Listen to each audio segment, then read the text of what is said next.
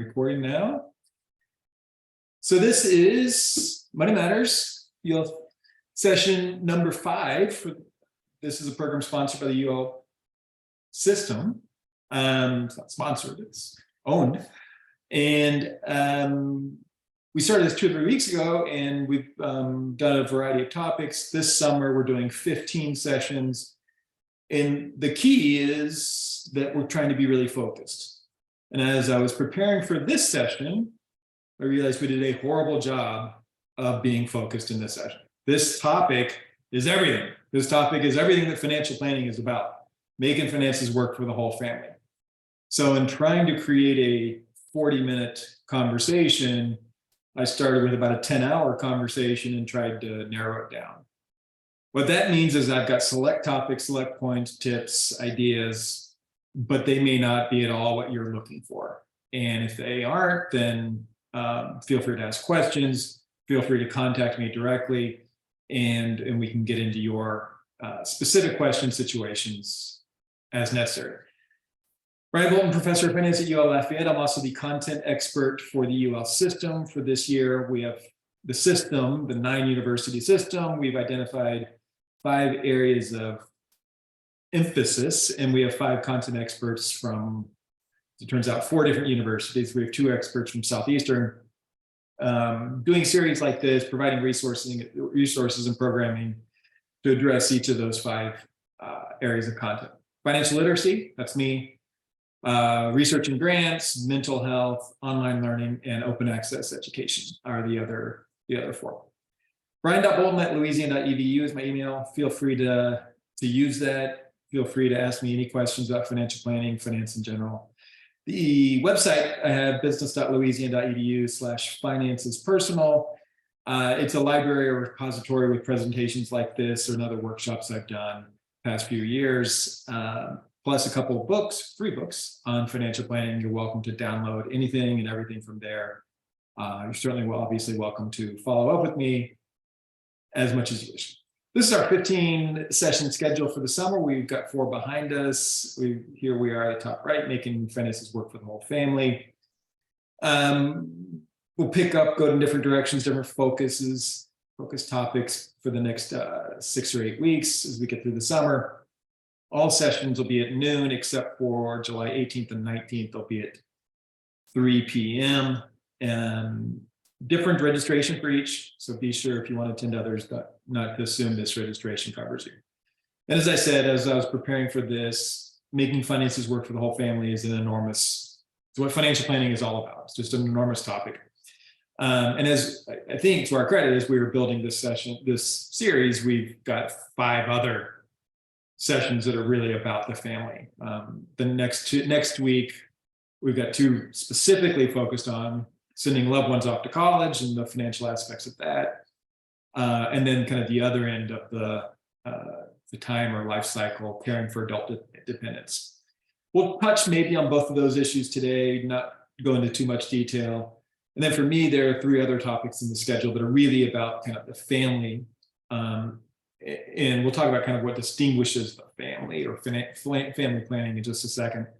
But building savings accounts and emergency funds, thinking about when retirement is close, and the fun stuff, vacations, home improvements, new vehicles, camp, whatever other fun stuff you have. So we won't get up through all the family stuff today, but we'll bring back some family issues through the rest of the summer. And again, as I said, we've got 15 sessions. All 15 really are about the family. So as we're thinking about the family, what does it mean? Not going to get political or social. I don't really care what your family is. Financial, and I mean that in a nice way, in a good way. Financial planning is for individuals, it's for families. I think what distinguishes this conversation today is, I think my base assumption, and this doesn't have to be true for anyone, is a family is 2 married parents and kids. Whatever that means, whether you're in your 60s or kids or your 20s with kids, the idea of financial planning for the family is a little more interesting if there are multiple people and kids, right? If your definition of family is bachelor living alone, less interesting than if you've got 2 or 3 generations and lots of varieties of individuals in the family. So whatever your family situation, you can pick and choose aspects and ideas from what we're talking about. But I think most of what we'll talk about is most generally relevant for that center top family with kids, or the top left with bigger family, 4 kids. So a few opening morals. As my website address suggested earlier, finance is personal. There are a few rules that I can give to everyone, or a few rules that I can give that apply to everyone. As you're thinking about your financial situation, your family is different than anyone else's. Your goals are going to be different than anyone else's. And so we have to make it about you. It's one of the challenges in doing workshops like this is I can give some frameworks and best practices, but those may be horrible ideas for you. And so as we go through this, try to think about your situation, your needs, and either adapt what we're talking about to your situation, or come up with questions that where we can address your situation more directly. There's no judgment in personal finance. There's no ego in personal finance, and there's no shame. We're doing the best we can. We're going to manage what we can. We're going to plan what we can, and we're not competing. My financial plan is about me. It's not about you. Your financial plan is about you. It's not about me. And when we start competing or have ego and shame in our financial plans, we get into a lot of trouble. Flexing, showing off, that's fun.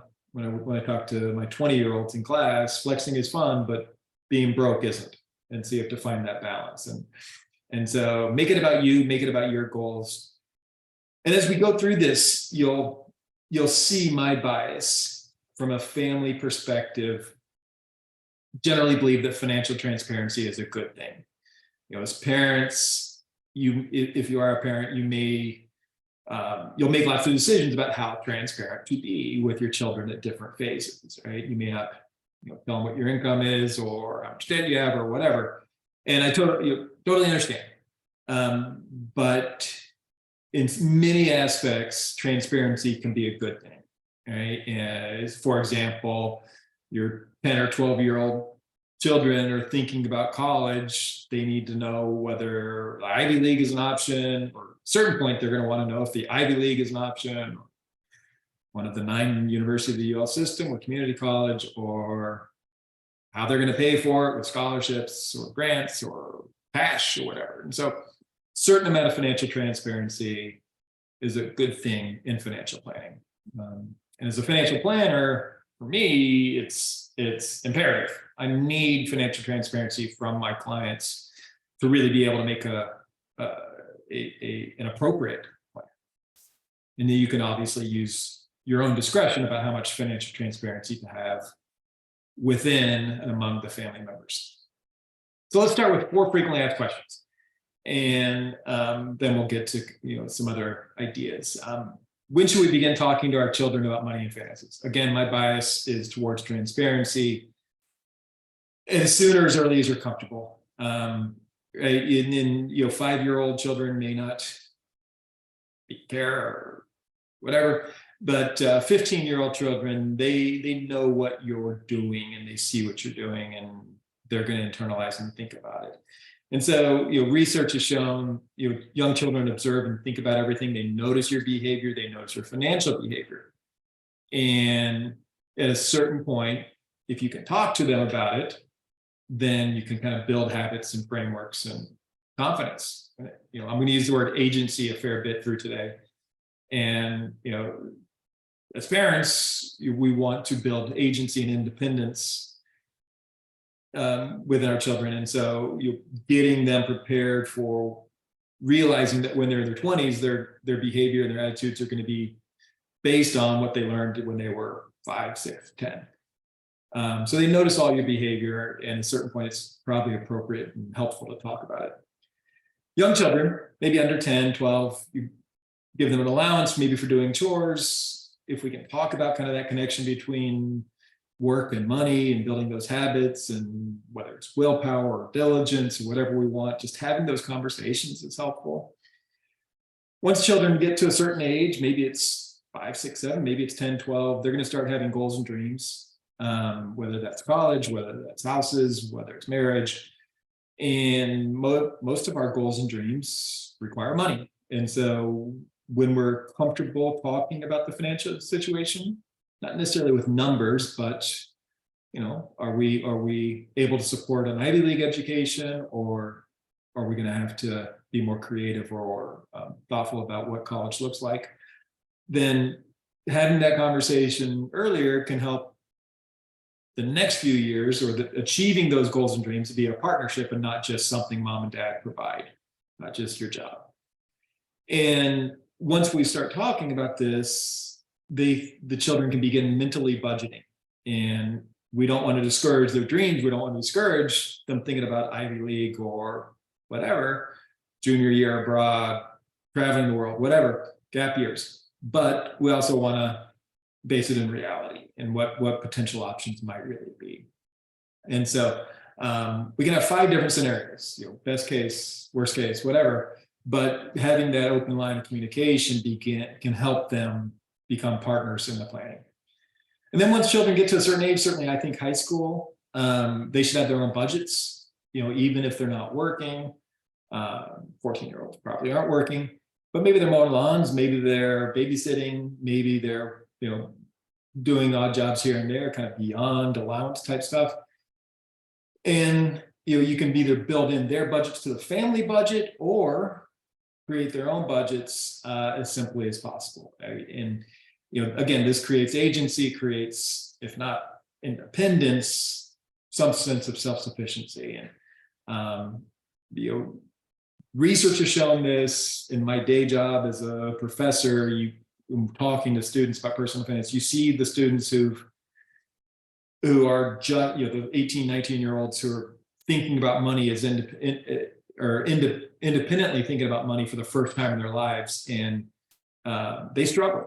And you can see so many other students who've been thinking about money, financial planning for several years, and the idea of a credit card or a bank account maybe are more natural or comfortable.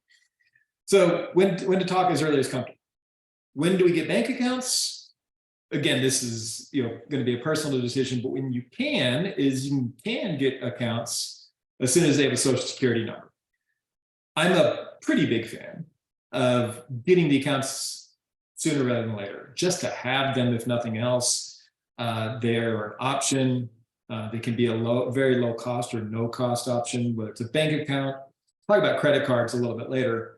Maybe you wait on the credit cards, right? You don't want necessarily need a 2-year-old having a credit card, but a 2-year-old having a bank account, probably no harm, especially if the parents are co-signers and have control.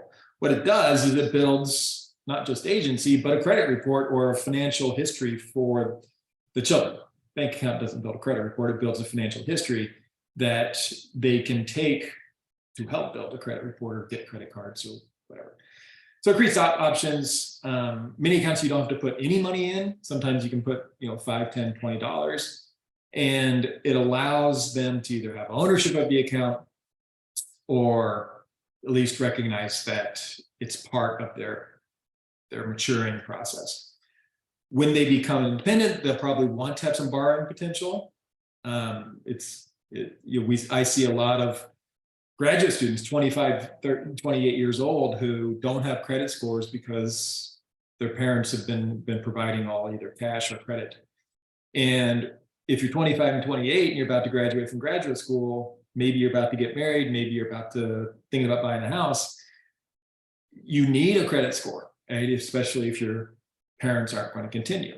And so the sooner you can get both just bank account, savings account history, but also credit history, it can help. And the easiest way to do that is to get a co-signed credit card within the family. So you have a credit card, and add on a user, put their name on it. Don't just give them your card, but have it be co-signed.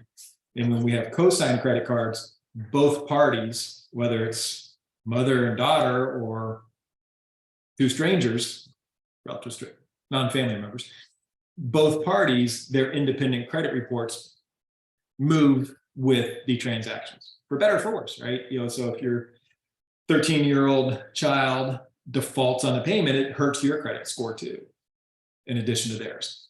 So you can put, as a parent, you can put some strict limits on what they can do with a credit card, but you can instill a relatively low limit that they can only use for gas and groceries. You can build that limit maybe when they get to college or get to high school or whatever, and really constrain what the concerns might be. At a certain point, and maybe 5 or 10, or it's too early maybe for individual retirement account, certainly, but maybe you start thinking about when they're 15, 20, and just begin building that kind of long-term mentality that we save. We saving and time can be our friends.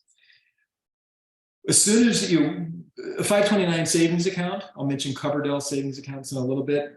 The 529 savings account might be the best family planning tool that we have.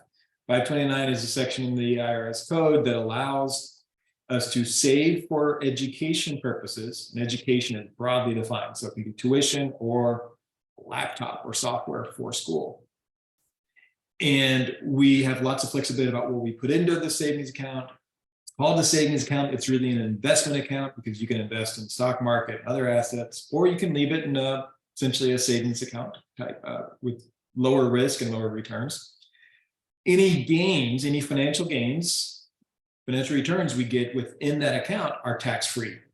So if you put $1,000 in over the next 18 years, you put $1,000 in when a child was born, 18 years later, that $1,000 has grown to become maybe $5,000. You can take that $5,000, use it for tuition, use it for college, and you don't pay any taxes on that $4,000 increase over those 18 years. There's no other investment option that we have that is completely tax-free like that, just the 529. Retirement accounts have an element of tax freeness, but the 529, I've yet to see a financial planning tool that is creates as many benefits. The one downside potentially to a 529 is you have the savings account that is restricted to education purposes. And so if you have a child and you have $10,000, $15,000 in their 529 account, they decide not to go to college, what do you do with it?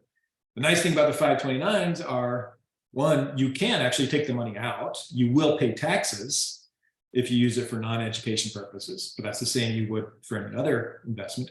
And two, you can transfer. So if you put $10,000 into an account for child number one, and child number one doesn't go to college, you can transfer it from child one to child two. And so lots of flexibility with 529 gives them options. And something I encourage all my grad students to look at, as my grad students maybe are within a few years of getting married and having children.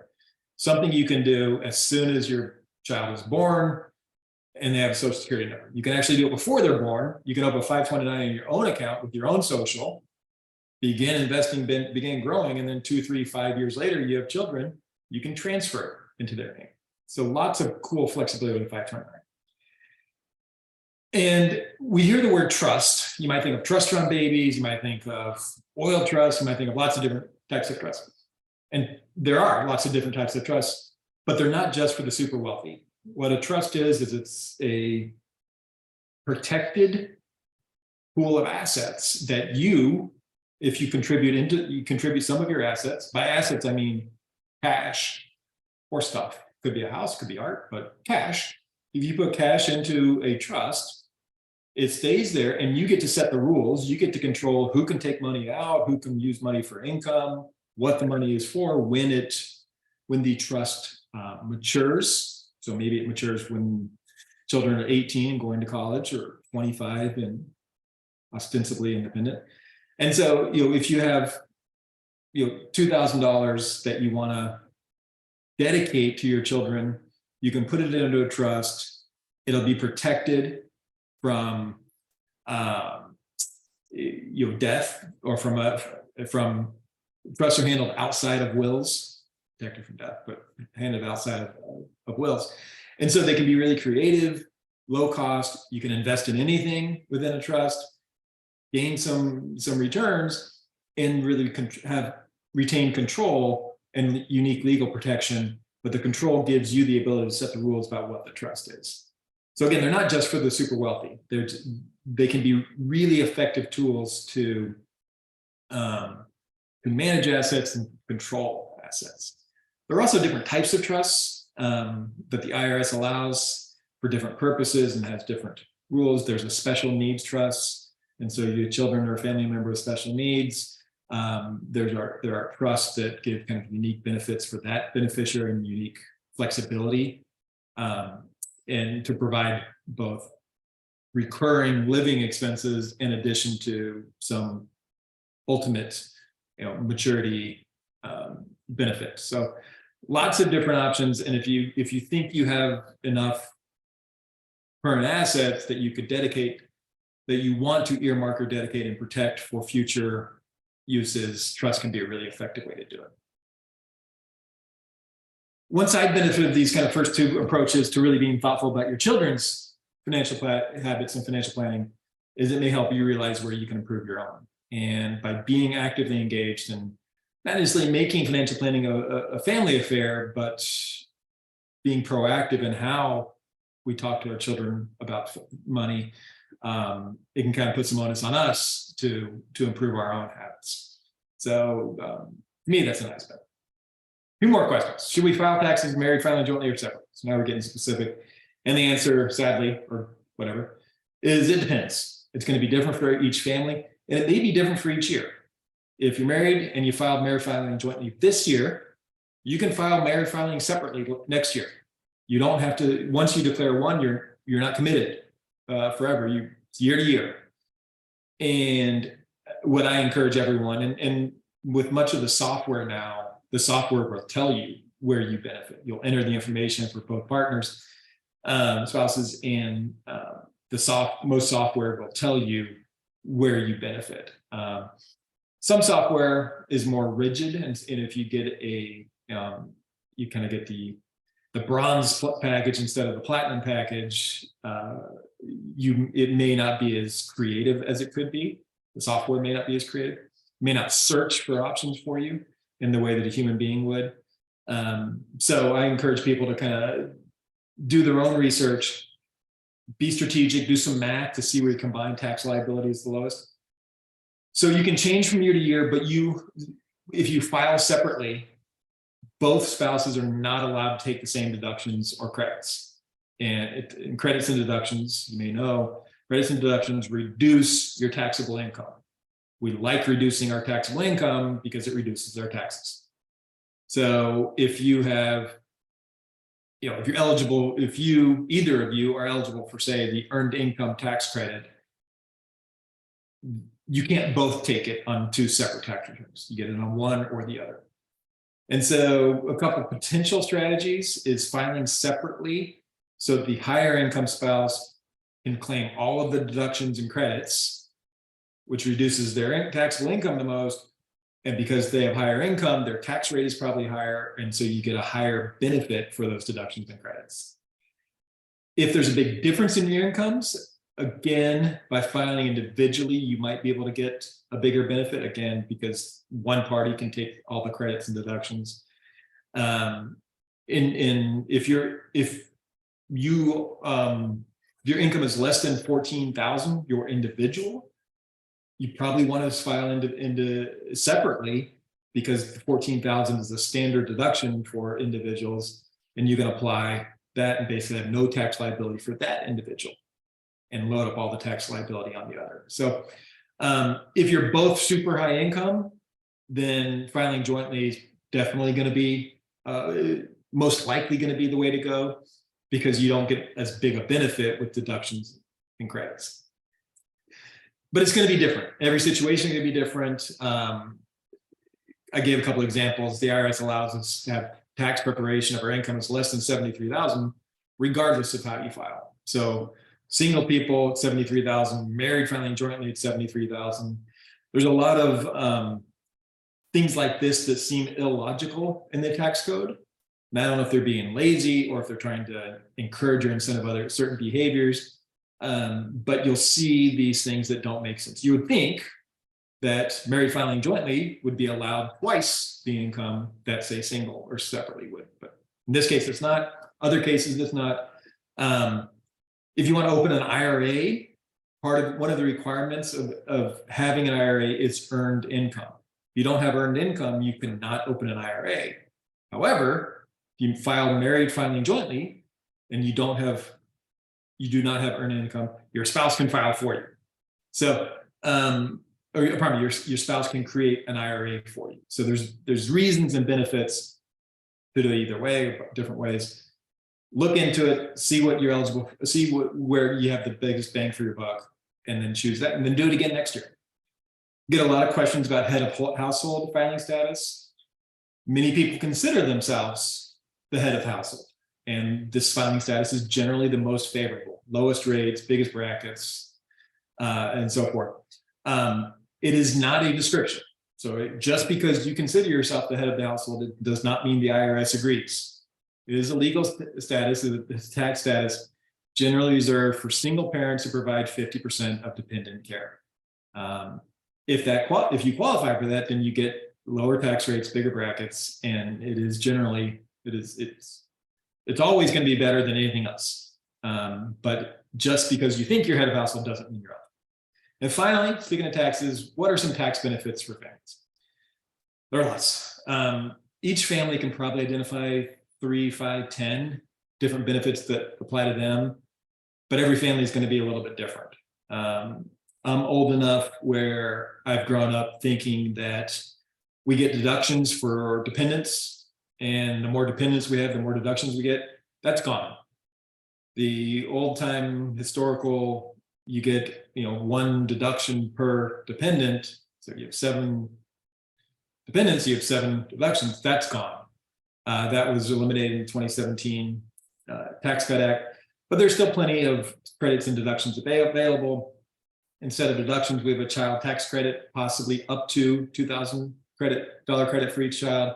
There's a dependent care credit, which is not exclusive to children. This could be for parents. It could be for neighbors, right? So if for whatever reason you have quasi-adopted a neighbor or cousin or whatever, they may qualify as a dependent. Again, it's not, if it's a neighbor, you have to be providing the dependent care. It's not just a neighbor that you like and talk to. There are pretty generous adoption credits, up to $14,000, almost $15,000 in credits for adoption-related expenses. And so whatever your expenses are, you can file and get them basically reimbursed through a credit. And then the earned income tax credit is available for low income taxpayers, that if you're low income but working, there's eligible credits or reductions in your tax liability. Medical expenses for having a baby may be an above the line deduction. What does above the line mean? Means you can take this deduction in addition to standard deductions. There are some deductions that are above the line, like retirement contributions and medical expenses. Everyone can include those and then also get the standard deduction below the line. Other deductions are below the line, such as mortgage interest, in charity or donations. So you either claim the standard deduction, which is about $14,000 for single right now, $28,000 for married filing jointly. You claim the standard deduction or the optional itemized deduction. You don't get both. But with above the line, you can get both. For education, there are both credits and deductions. American Opportunity Credit and the Lifetime Learning Credit are the 2 biggest credit possibilities. American Opportunity Tax Credit can give you $2,500 of credit. Lifetime Learning is $2,000, up to those amounts for school-related expenses. And so if you have 10,000 or more school-related, education-related expenses, you can use either of these credits. You cannot use both of these credits in an individual year. There's going to be fine print with each about who's eligible and what the rules are. But you can do your research and this year you and your family might be eligible for American Opportunity, and next year it might be lifetime learning. But up to 2,500 potentially through those. And one of the biggest deductions, not necessarily for students, but after students graduate, is a deduction for student loan interest. As your family grows, your benefits are going to grow. So talk to human resources, reduce your tax withholding, get more cash in your pocket every month rather than waiting for a refund in March, April, May. Be proactive with that. You can change that anytime you want. And if you're getting a huge refund each year, maybe change your withholding to reduce that refund to get the money earlier. All the above, the rules and limitations, you read the fine print. The biggest rules generally apply to your income level. So if you're making $400,000 a year, the credits and deductions available are going to be less than if you're making $30,000 a year.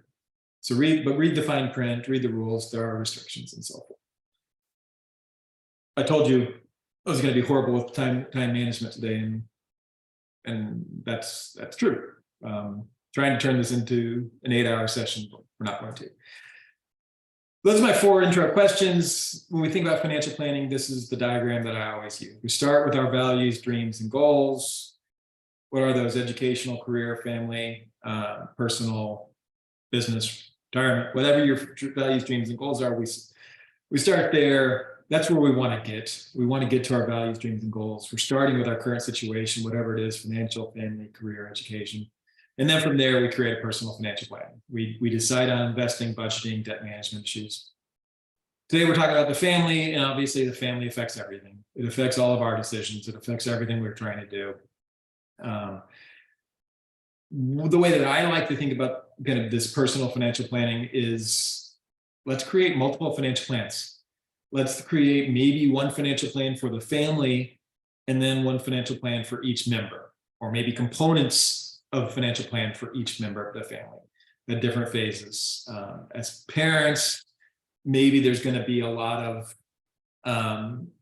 overlap between each individual parent's plan and the family plan, but you want to plan for a trip with your brothers or sisters, or right, that's maybe independent of the spouse or the family. And so by creating either a family plan and individual plans for the members, probably have the most transparency and discretion in what we're really trying to do. So let me go through kind of some specifics kind of about this approach, and then we'll this perspective on having multiple financial plans or multiple perspectives for both the family as a whole and each individual. And then we'll wrap up. So we're starting at the top. Identify values, dreams, and goals for the entire family.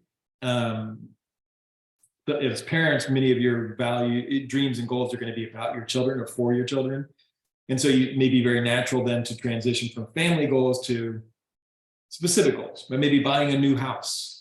That's probably a family goal that's not specific to individuals. Going on vacation, that may be a family goal that's not specific to individuals. As we think about these, they might be somewhat abstract: retire comfortably, give to charity, go to church, whatever. Or they might be very specific: attend private school in high school, or go to this college. The more specific you can be, the easier it becomes to assign numbers. But just starting even with the abstract, where we don't have numbers, helps us build the framework and the plan. And take a step back and kind of look at the family and financial situation of the entire family and individuals within the family. The younger your children are, the more obviously associated or connected with the family situation they will be. But even as they get 10, 12, whether they're getting allowance money or babysitting and lawn mowing money or whatever, they're going to begin building a little bit of financial ownership of certain aspects. And I think as parents, what we want to try to instill is those habits and behaviors that will set them up for success through high school, certainly through college and after college. Different families are in different situations. Financial planning is very different at 25 than it is at 55. And as financial planners, we identify 3 distinct phases: kind of accumulation, we're building assets and growing our careers and families and incomes. And that may last until 50, 55, something like that, maybe older. Fortunate, financially fortunate people, maybe they're able to kind of pause and move from accumulation to conservation in their 30s or 40s. But for most of us, we're accumulating and building for most of our adult life or adult working life. Then you move from there, accumulation to conservation, and then in retirement, we call it the distribution phase, where we're maybe spending more than we're earning, but by design. And as we're thinking about the situations, identify any unique needs. I mentioned special needs trusts earlier. Maybe there's some special components or aspects to that, circumstances or priorities that need attention. And then as we think about the financial situation and the financial needs of each family member, don't forget parents. Don't forget, the what's the term? And the boomerang generation, where not just taking care of your 10-year-old, 10 and 15-year-old children, you're taking care of your 60 and 70-year-old parents. Don't forget about those. And as we talk about transparency, as we talk about communication, we want to, even if we didn't grow up having open financial talks with our parents, for me, middle age, my sisters and I have initiated those conversations with our parents. And it's not always natural, it's not always comfortable, but just creating transparency and making sure we know what to expect from them and they know what to expect from us. Really important as they're in their 70s and beyond. So understand the financial needs, thinking about how that gets to goals and dreams. And that's once we understand that, we can create the plans. And so let's talk about the plans just quickly. Go through 4 aspects of the plans. Financial planners, the first thing we always do is risk management. The first thing we always talk about coverage is risk management. And this is, if you're 18 or 20 and single, you probably want, in your mind, maybe you're thinking you want as little insurance as legally allowed. Once you get married, once you have a job, once you have children, you might kind of totally flip that and begin thinking about how much insurance can I have. And so you might not think you need life insurance before you have your first child, but you probably want it once you have children. And you may want disability, you may want long-term care. You may want an umbrella policy to protect all of your assets. You're certainly going to want renters or homeowners and auto and different liability policies. But start with risk management. Start with protecting the things that are most important to you, whether those are financial, material, or certainly people. And didn't mention health insurance, but certainly we want that, obviously, too. So think about protecting the things that are most important. Beyond that, let's budget, and let's be open and transparent about our budget, certainly as either parents or the couple, but create and analyze budgets for the entire family and for each individual. Within this, we want to identify non-discretionary family expenses, those things that are required. Identify discretionary family expenses, clothing, or certainly entertainment and travel. Clothing and food are always kind of the gray areas, right? We all need clothing, we all need food, but how much should we be spending on each? There's some discretion there. So clothing and food are probably non-discretionary for most people, but dining out 6 nights a week is certainly discretionary. And then from there, kind of needs and wants might line up with this discretionary and non-discretionary. Our needs are probably non-discretionary, our wants might be discretionary. But as we think about kind of the short-term needs and the long-term wants and needs, you can begin mapping out these plans. And if we can merge these two analyses, kind of the short-term budget at the top and then needs and wants, we can start thinking about saving and thinking about how to achieve these goals. And we think about saving is difficult, especially if you're for all phases of life, but certainly as you're kind of getting started and your biggest expenses might be student loans, it might be newborns, might be a new house. But the more you can save, the more options you have. And I like showing this slide, and it's an eye chart, don't try to take it all in, but basically what it shows is, connects things on the left, things we want to buy, things we want to spend, money we want to spend, with the amount of time it takes to afford it, depending on different salaries or wages. And I like to show that, to me, this is a great exercise for high school students and certainly college students, just to really internalize, for example, Starbucks drip coffee takes, if you're making $10 an hour, it takes 20 minutes to earn. And so thinking about these costs and benefits and how many hours you have to work, that can be a nice exercise for medium-aged children to kind of go through to take some ownership and some agency. As you go through this analysis, looking through expenses, what can you change? Are there any things you can change? Any ways you can reduce your either discretionary or non-discretionary expenses? And the purpose isn't to sacrifice. The purpose isn't to really master willpower or pain. It's to set yourself up for your future. And we always struggle. YOLO, you only live once. I don't know what that means, right? You only live once. I only have one body. What if I live to be 90? I want to make sure that I'm comfortable at 89 as I am at 29. And so kind of getting this balance and getting, identifying where you can save or invest for your future through this analysis might be pretty powerful for you. Indirect decision is that you kind of improve your self-esteem. You get kind of more independence, more confidence over your day-to-day decisions. And I mentioned that for me, when in my 20s, and new job, got some money, and out of college, total free time. My friends and I, we were going out 3 or 4 nights a week, not drinking a ton, but 2-3 beers. That's $10, $15, $20 that maybe I didn't need to spend on a random Tuesday night. And so, and today, I've advanced past that problem, and now maybe it's coffee. That could save a whole lot on coffee, or a lot more. So just analyzing and thinking.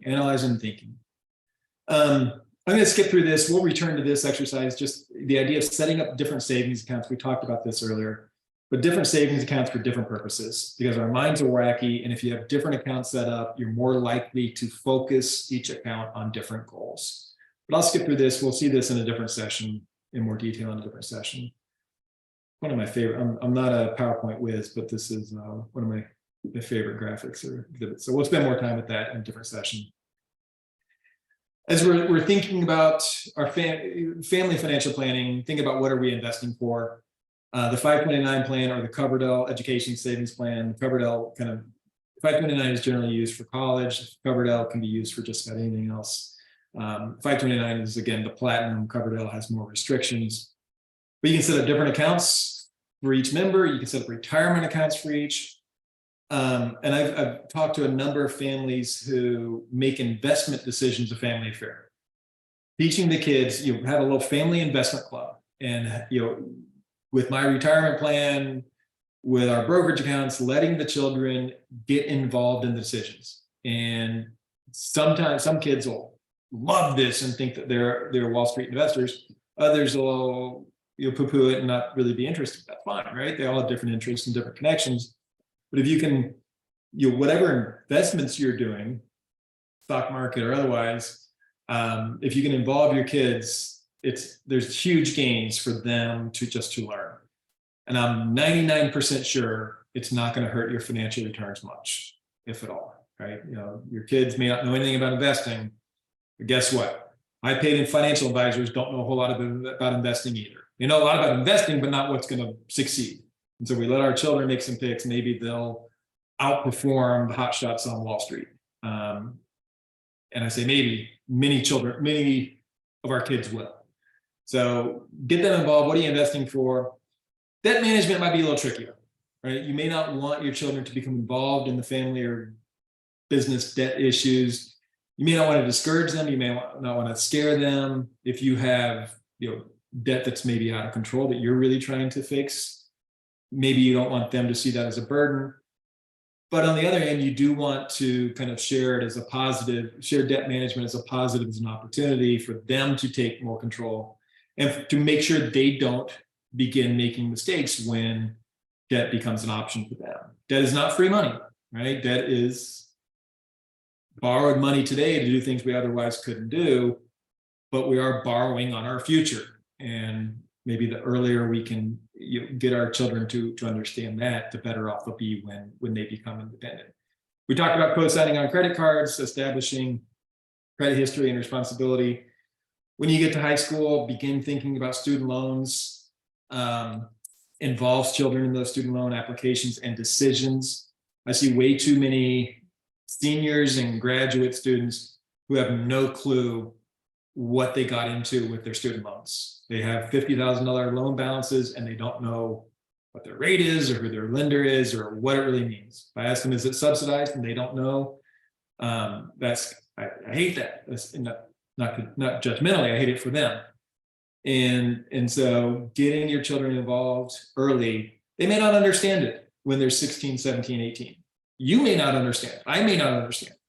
But by starting that process and making it collaborative, then eventually by the time they're 22, 23 and have to start repaying, they'll understand it much better. And that can be a precursor to, all other debt obligations that they're going to have in their life. That is not free money. It requires a certain amount of responsibility, but there can be really good benefits to it. And we all use it at different times. And so that's the story.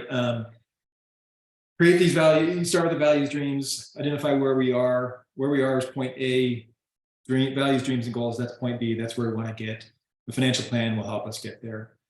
I threw in 8 challenges. Maybe I'll just read these off real quick to think about things you and your family can do, maybe to help with your budgeting and your financial situation. Track every penny you spend. Sit down, either your spouse or maybe bring your children in later. Track every penny and identify where you can spend more, where you can spend less, what behaviors, anything that concerns you. Track every penny.